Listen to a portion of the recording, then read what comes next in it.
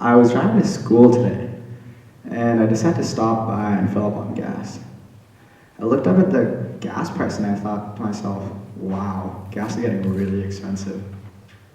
And then I realized nobody really likes gas. I mean, it's smelly, it's bad for the environment, and it's really expensive. But what are the alternatives? We have electric cars, but these aren't really an alternative for the common man because there simply aren't enough electricity refueling stations. Also, if everyone had an electric car, we would need a lot more energy to meet the energy demands of everyone. And right now we're using windmills and solar panels and dams to meet our energy requirements. But you can only use solar panels where there's sun. But here in Boston, solar panels are practically useless in the winter. Also, windmills can only be used where there's wind, and dams can only be built where there's rivers. So what do? What's our solution to our energy crisis? Well, it's matter and antimatter collision. Well, now everyone's thinking, what's antimatter and how is it going to help us? Well, antimatter, it has the exact same properties as matter, but it has different charges. For example, the three subatomic particles that everyone knows are the proton, the neutron, and the electron. Well, in ordinary matter, the proton has a charge of +1 and a mass of 1.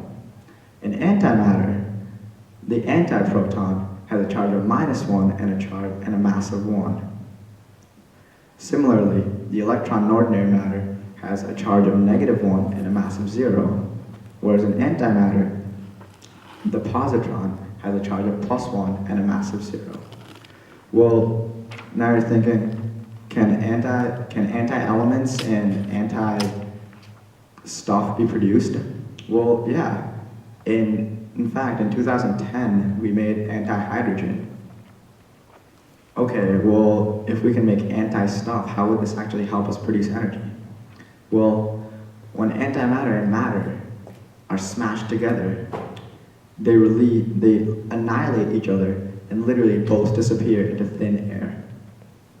But they also release a large burst of energy. But why do they produce a burst of energy? Well, this can be explained through Einstein's equation. Einstein's equation, E equals mc squared. In this equation, E represents the energy released, m is the mass that is being converted to energy, and c is the speed of light. Okay, well, now suppose that we have 1 gram of matter and 1 gram of antimatter. Smashing these two together would have a net mass loss of 2 kilograms. Okay, well, if we put this into the equation, E equals mc squared, with c being 3 times 10 to the 8th meters per second, which is the speed of light, then we have a yield of 1.8 times 10 to the 17th joules. Okay, all these numbers are cool, but what do they mean?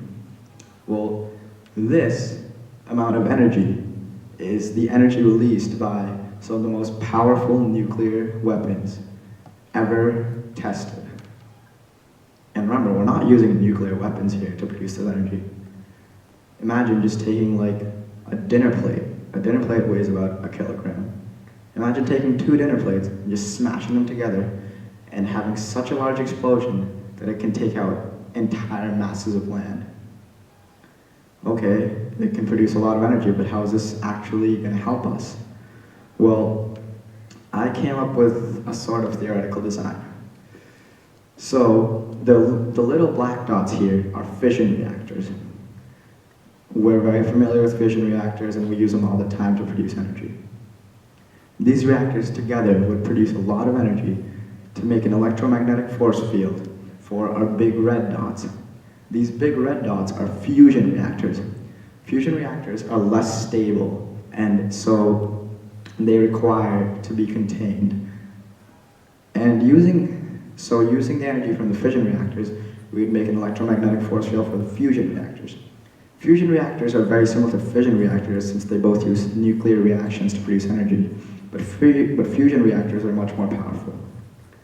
Now, taking all this energy from the fusion reactors, we would combine it to produce a very strong electromagnetic force field to contain our antimatter. Because remember, if antimatter collides into anything, I mean anything at all practically, because everything here is made of matter, it will just explode in a large burst of energy. So we would make this very strong electromagnetic force field in the center here to contain our antimatter. And then, using a powerful particle gun, we could shoot small pieces of matter through the force field and into the antimatter to have small, controlled bursts of energy, which we could then harness and put into batteries. Or suppose if we were in a spaceship and we needed a large burst of energy to thrust us away, well then we could just shoot a large piece of matter at the antimatter and produce a large burst of energy. And so the options available for using this antimatter are countless, but the solution is only one: antimatter and matter collision. Thank you.